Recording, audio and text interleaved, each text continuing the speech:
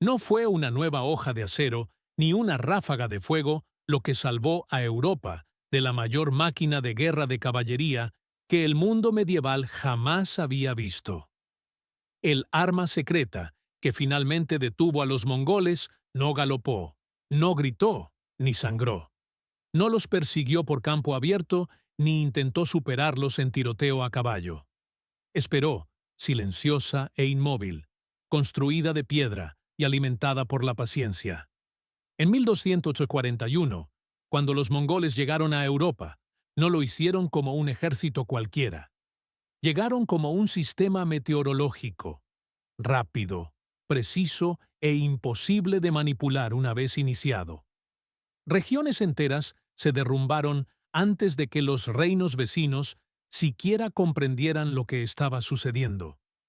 Los castillos se convirtieron en islas, los caminos en corredores de la muerte, y los rumores se adelantaron a los invasores más rápido que cualquier mensajero, porque los mongoles no solo libraban batallas, estaban atacando la idea de que la resistencia fuera siquiera racional.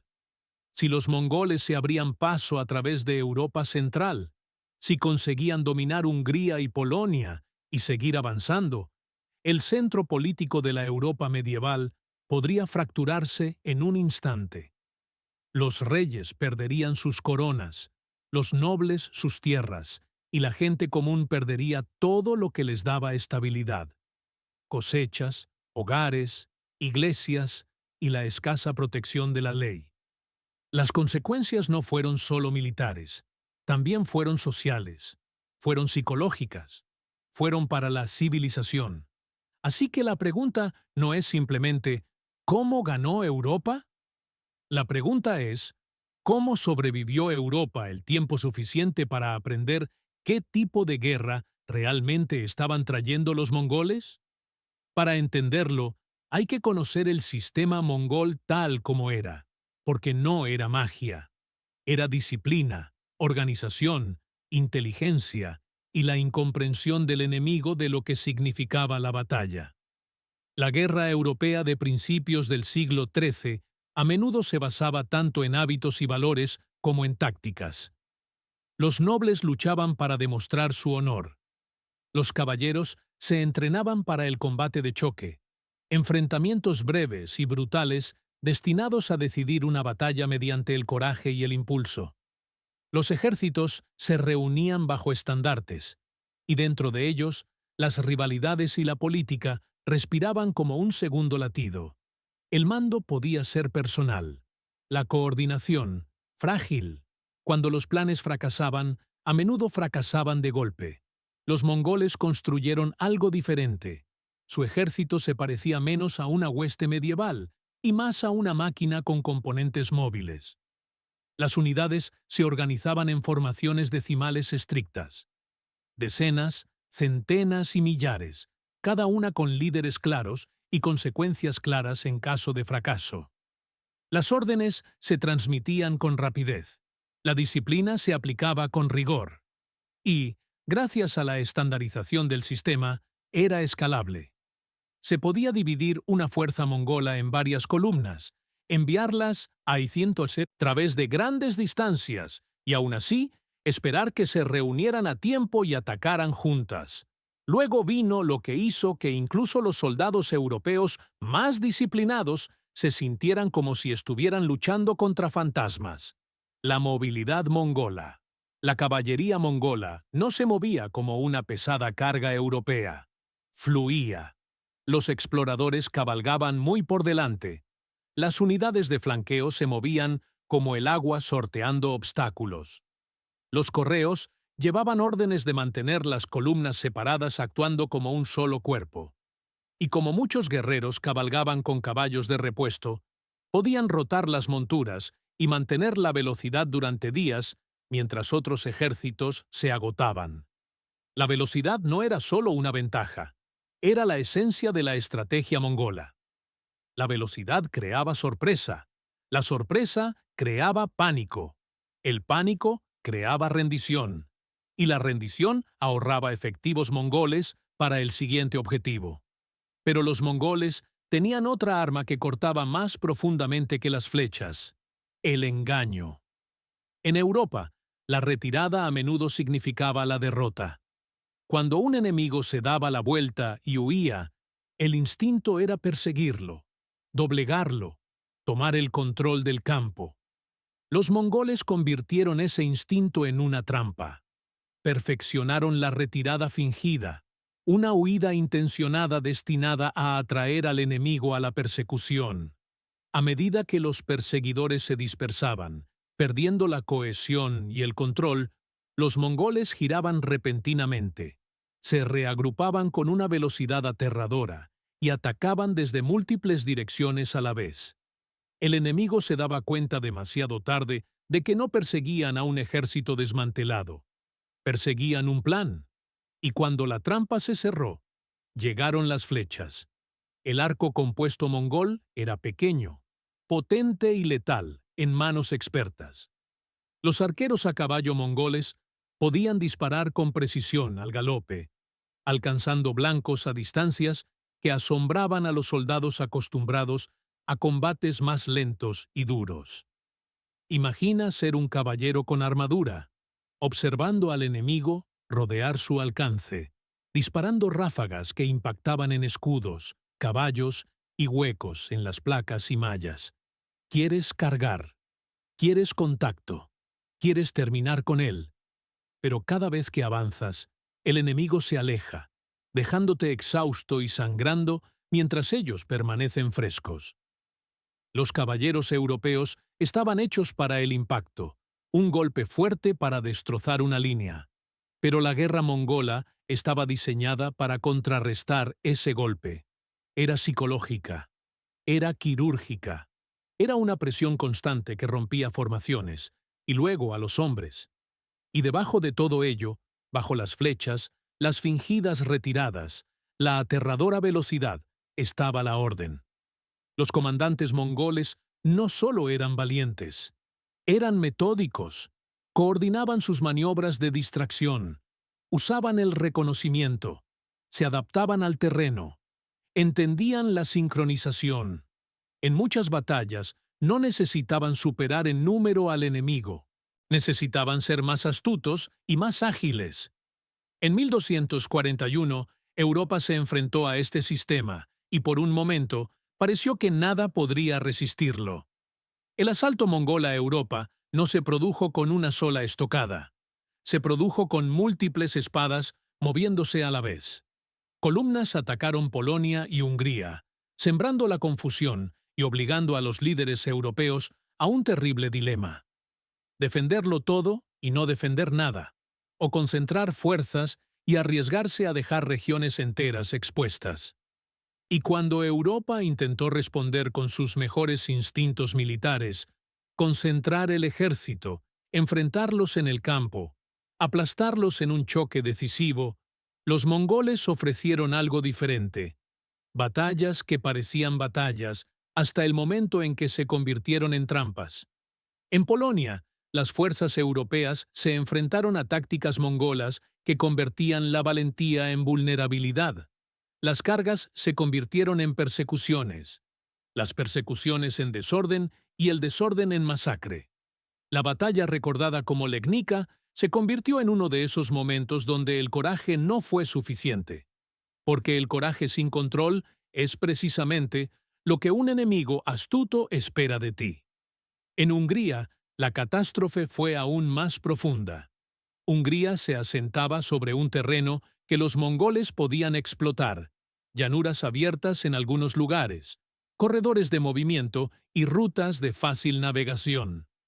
El ejército húngaro intentó anclarse cerca de un río para obligar a los mongoles a una lucha predecible. Había lógica en ello.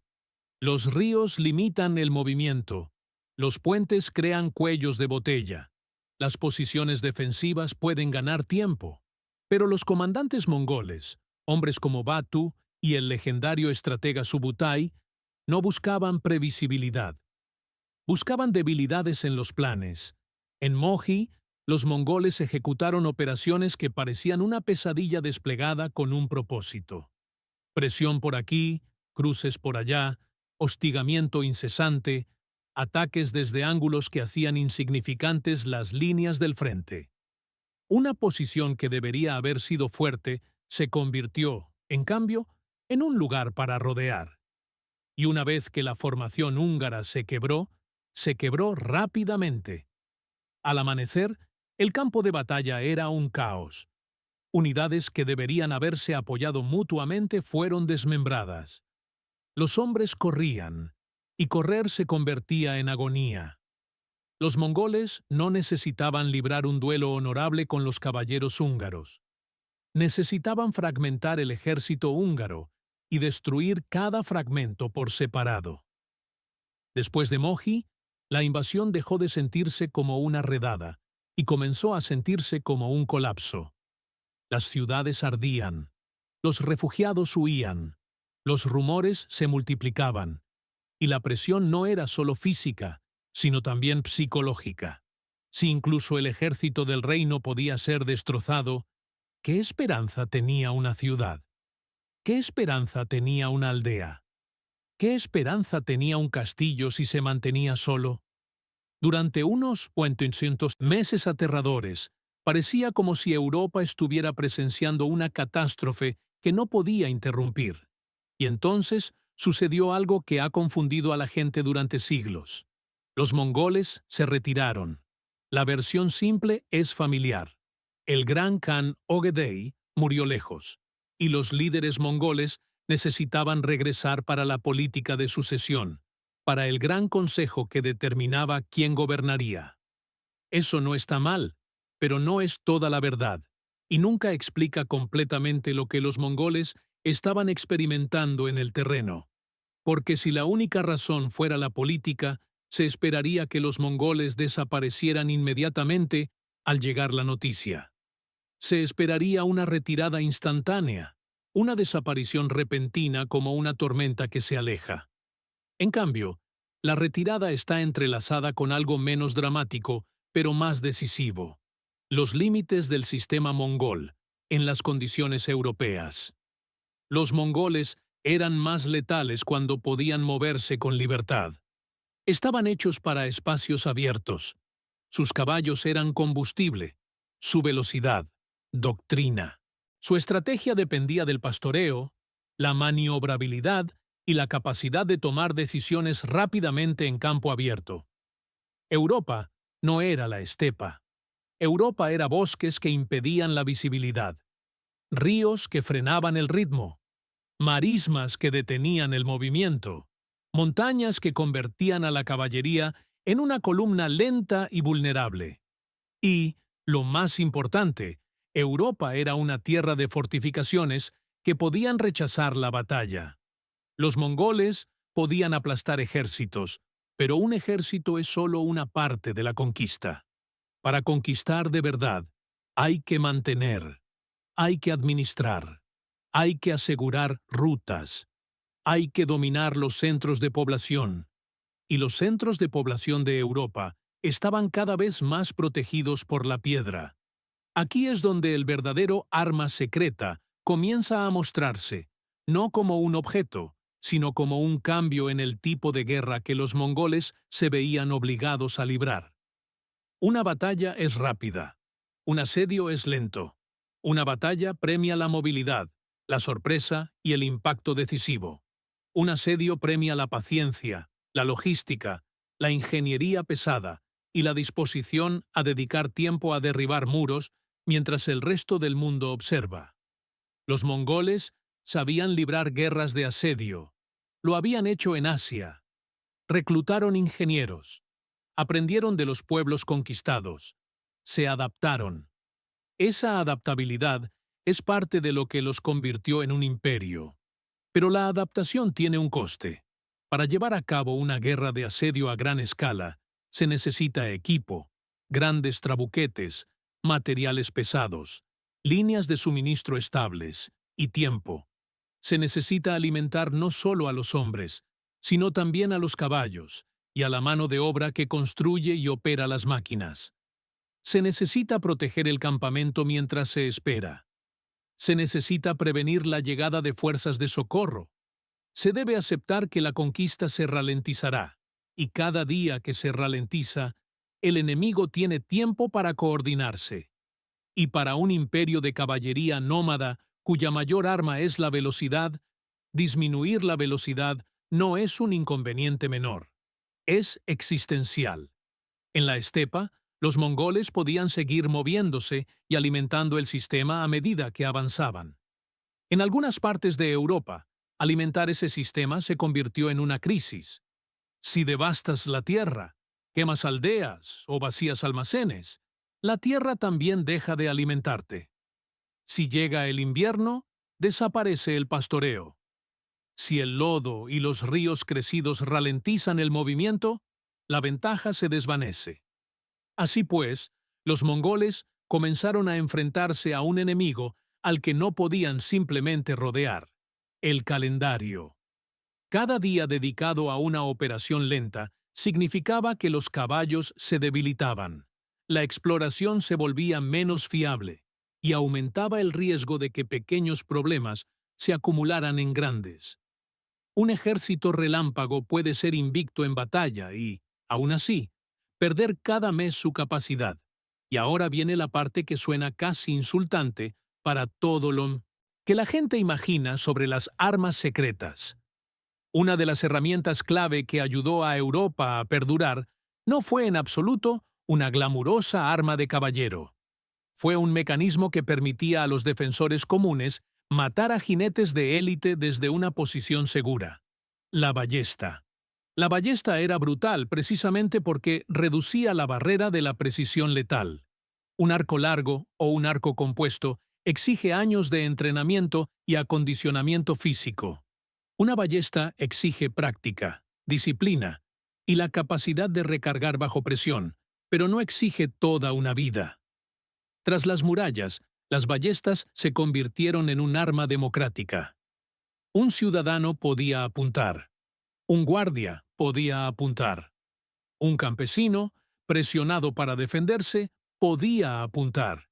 Y cuando se puede apuntar con calma desde una posición protegida, se puede disparar una flecha donde importa.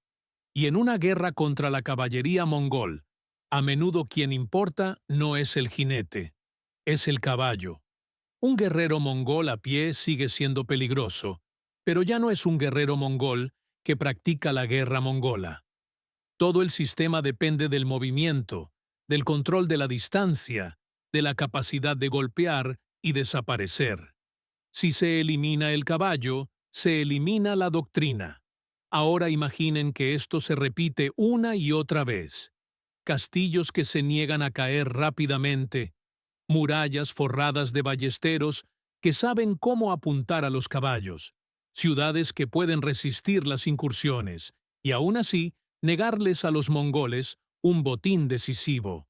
Cada fortaleza no es simplemente una estructura defensiva, es una máquina del tiempo que roba el impulso mongol día a día. Los defensores de Europa también aprendieron a inutilizar físicamente la movilidad de la caballería.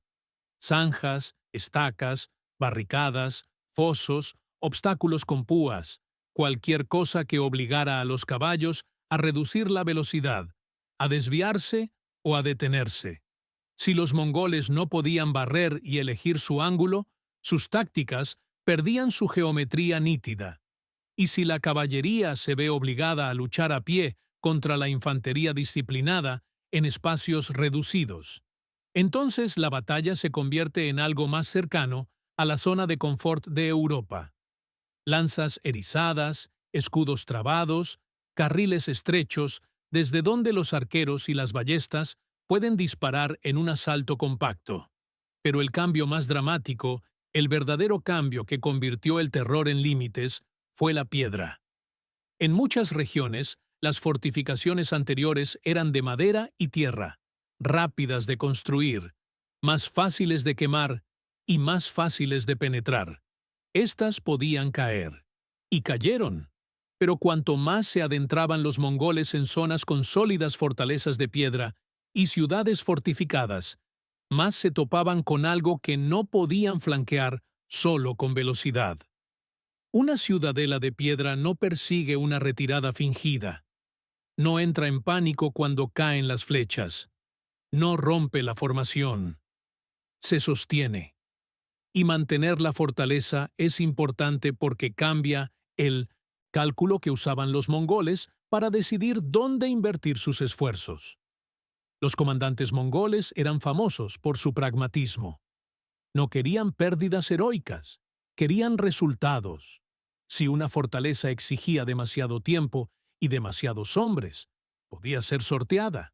Sí, pero sortearla creaba otro problema. Se dejaba atrás un punto fuerte hostil que amenazaba las líneas y la capacidad de controlar lo que se había tomado. Así pues, los mongoles se enfrentaban a una elección que odiaban: reducir la velocidad y asediar, o seguir avanzando y no lograr una verdadera conquista. Hubo lugares en Hungría donde los mongoles descubrieron esto de la forma más frustrante. Podían destruir las defensas externas, podían quemar la ciudad, podían aterrorizar la región. Y entonces se encontraban con una fortaleza interior de piedra que se negaba a romperse. Podían traer máquinas de asedio, máquinas más ligeras que se desplazaban con mayor facilidad a largas distancias. Estas podían destrozar la madera, podían romper empalizadas de madera, podían provocar incendios, pero la piedra exigía soluciones más pesadas, y no todas las columnas mongolas de Europa contaban con el mismo arsenal de ingeniería que los ejércitos mongoles desplegaban en otras partes del mundo. Esto es importante, porque la gente imagina a los mongoles como una máquina unificada y completamente equipada, presente en todas partes a la vez. En realidad, las fuerzas occidentales que operaban en Europa no siempre soportaban todo el peso de la capacidad de asedio del imperio. La movilidad era la prioridad, la velocidad, la doctrina. Transportar enormes trabuquetes de contrapeso y el tren de suministros necesario para operarlos a través de grandes distancias y terrenos accidentados no era sencillo. Así, frente a una piedra seria, los mongoles podían martillar y descubrir que lo que rompe la madera no siempre rompe la mampostería. Y cada asalto fallido no era solo un revés táctico, era una herida psicológica al mito de la inevitabilidad mongola. Porque una vez que una fortaleza resiste, el mundo aprende algo. Aprende que se puede resistir a los mongoles. Aprende que el terror tiene límites. Y una vez que esa lección se extiende, la rendición se vuelve menos automática. Así es como se empieza a destruir una máquina imparable, no matándola de un solo golpe, sino rompiendo las suposiciones que la hacen funcionar. Si a esto le sumamos la geografía, el escenario europeo se vuelve aún más difícil para la caballería esteparia. A medida que las fuerzas mongolas se adentraban en terrenos más accidentados, montañas, pasos estrechos y valles rocosos, la movilidad pasó de ser una ventaja a una vulnerabilidad. Las columnas se extendieron, la comunicación se dificultó, las emboscadas se hicieron posibles. Los combatientes locales, conocedores del terreno, podían atacar y desaparecer. Incluso una fuerza pequeña puede resultar letal si ataca, una columna larga y delgada atrapada en un estrecho desfiladero. Este es el tipo de guerra que los mongoles solían infligir a los demás. En algunas partes de Europa, esto empezó a sucederles. Así que, cuando ocurrió el gran acontecimiento político, la muerte de un gran Khan, se produjo en un contexto en el que la invasión ya se topaba con un muro de piedra, el clima y la aritmética logística. La política importaba, pero la política no fue la única razón por la que los mongoles no transformaron Europa en otra provincia conquistada. La verdad más profunda es más dura y más interesante. Europa se estaba convirtiendo en un lugar donde los mongoles tendrían que cambiar lo que eran para ganar. Para conquistar Europa por completo, los mongoles tendrían que convertirse en un imperio de asedio lento en un paisaje de nudos fortificados. Tendrían que comprometerse en operaciones largas y agotadoras en decenas, cientos, de puntos fuertes. Necesitarían depósitos de suministros, líneas estables, maquinaria pesada y tiempo. La conquista dejaría de ser una campaña relámpago para convertirse en una guerra de asedio que podría durar años. Y la pregunta es, ¿podría un sistema basado en la velocidad sobrevivir a esa transformación sin sufrir fallos en otras áreas? Aquí es donde la historia se vuelve aún más escalofriante, porque Europa no se limitó a sobrevivir y relajarse. Aprendió, se adaptó, se reconstruyó con un propósito. Tras la devastación de 1241-242, los gobernantes que la vivieron comprendieron algo instintivamente. Los ejércitos pueden ser destruidos en un día. Una piedra puede obligar al enemigo a perder semanas. Y las semanas son fatales para un sistema invasor que depende del impulso. En Hungría, el rey Bela IV se convirtió en el símbolo de esta lección. Contempló las ruinas y comprendió que el antiguo mapa defensivo había fracasado, no por falta de coraje de los soldados, sino porque el reino carecía de una red que pudiera negarle al invasor un control decisivo. Así pues, Hungría empezó a cambiar su panorama. Los castillos se construían, fortificaban o reconstruían en piedra. Las ciudades fortificadas se convertían en puntos de apoyo. Se construían fortalezas para proteger rutas, ríos y pasos. El objetivo no era crear una fortaleza invencible. El objetivo era crear una red de múltiples puntos de apoyo que pudieran resistir, obligando al invasor a dedicar tiempo al asedio o a avanzar sin conquistar realmente. Los estrategas modernos lo llaman defensa en profundidad. La Europa medieval lo descubrió a las duras penas, y con el paso de las décadas, esta estrategia se consolidó en la arquitectura. Se mejoraron las fortalezas, las murallas se hicieron más gruesas, se colocaron torres para cubrir ángulos, se reforzaron las puertas. Los defensores aprendieron a crear zonas de ataque. Incluso las pequeñas ciudades aprendieron que si resistían lo suficiente, el invasor podría verse obligado a retirarse. Esto no era solo ingeniería, era psicología. En 1241, el terror mongol se extendió más rápido que los caballos mongoles. Tras la reconstrucción, el terror se topó con la piedra, y la piedra no se inmutó. Y luego vino la prueba que expone por qué esto importa más que cualquier explicación política. Los mongoles regresaron.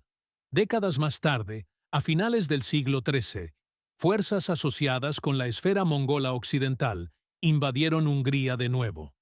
Esta vez no se argumentó con la conveniencia de que la muerte de un gran Khan obligara a una retirada de emergencia justo cuando Europa estaba a punto de caer. Esta vez, si el viejo mito fuera cierto, si Europa sobrevivió en 1242, principalmente gracias a la política mongola, entonces una nueva invasión debería haber sido un triunfo. Más bien, se convirtió en una advertencia, porque la Hungría en la que entraron los mongoles no era el mismo reino que habían destruido en 1241. Ahora el paisaje estaba atravesado por fortificaciones que se resistían a derrumbarse rápidamente. Las rutas estaban vigiladas. Los puntos fuertes obligaban a desviarse. Los desvíos hacían perder tiempo. El tiempo amenazaba a los caballos. Los caballos amenazaban la movilidad. La movilidad amenazaba todo el sistema mongol. Los invasores podían saquear, sí. Podían incendiar, sí. Pero saquear no es conquistar. Si no puedes apoderarte de las llaves, fortalezas, pueblos y cruces de caminos, no estás construyendo una nueva provincia. Estás desperdiciando esfuerzos en una tierra hostil que se recompondrá tras ti en cuanto sigas adelante. Y una vez más, el calendario se convirtió en el enemigo. A medida que las operaciones se prolongaban, el clima empeoró. Los caminos empeoraron. Alimentar a los caballos se volvió más difícil. Las enfermedades y el agotamiento comenzaron a pasar factura. Y los defensores, protegidos tras murallas y apoyados por una creciente red de fortificaciones, no tuvieron que ganar ni una sola gloriosa batalla campal.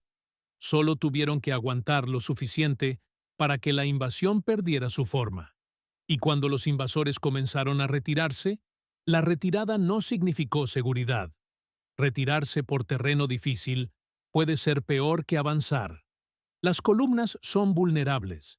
Las emboscadas se vuelven más fáciles. Las guarniciones pueden atacar en los límites. Las fuerzas locales pueden hostigar. La historia que surge no es que los mongoles se debilitaron. Es que Europa se volvió difícil de una manera específica, una manera que atacó la propia doctrina mongol. Esto es lo que la gente quiere decir, se den cuenta o no, cuando dice el arma secreta destruyó a los mongoles en Europa. No era un solo dispositivo sostenido en la mano de un rey. Fue un entorno, en parte natural y en parte construido, el que negó a los mongoles su mayor ventaja y los obligó a librar el tipo de guerra que menos querían librar. Stone era el asesino silencioso, porque la piedra cambia el ritmo de la guerra. Y para los mongoles, el ritmo era poder. Aquí está el clímax de toda la historia, y no ocurre con una carga heroica, sino con una ecuación que se forma en la mente de un comandante. Toda fortaleza que resiste roba días. Cada día se roban caballos. Cada caballo perdido roba movilidad. Y sin movilidad, el ejército mongol deja de ser el ejército mongol. Ese es el momento en que el arma secreta dispara su último tiro, sin moverse en absoluto. Y es por eso que Europa, golpeada, aterrorizada y sangrando, sobrevive. No porque fuera más fuerte en 1241, no porque de repente produjo un ejército mágico, pero debido a que aprendió en qué tipo de guerra estaba, reconstruyó su mundo para negarle al invasor la guerra que quería. Los mongoles encontraron su límite no en una batalla, sino en un continente que se negó a ser conquistado a la velocidad mongola. Así que cuando escuchen la vieja versión reconfortante, cuando escuchen que Europa se salvó simplemente porque un gobernante lejano murió y la política alejó a los invasores, recuerden la verdad más dura. La política importaba, pero la piedra importaba más. Europa sobrevivió porque los muros resistieron lo suficiente como para permitir que el tiempo hiciera lo que las espadas no pudieron. Y quizás esa sea la lección más inquietante de todas. A veces la historia no cambia con el arma más afilada en el campo de batalla. A veces cambia con la decisión silenciosa y tenaz de construir algo invencible. Si has llegado hasta aquí, entonces has vivido el momento en que Europa detuvo lo imparable, no con un milagro, sino con una estrategia grabada en la mampostería. Y ahora, quiero dejaros una última pregunta. Si los mongoles se hubieran comprometido verdaderamente, si hubieran transformado sus ejércitos occidentales en una enorme máquina de asedio, hubieran transportado máquinas más pesadas, construido sistemas de abastecimiento y aceptado años de guerra agotadora, ¿podrían haber conquistado Europa de todos modos? ¿O esa transformación habría destruido su imperio desde dentro, convirtiendo el rayo en piedra? Porque ese es el verdadero meollo de la historia. Los mongoles podían adaptarse a casi todo, pero en Europa el precio de la adaptación puede haber sido más alto que la victoria misma.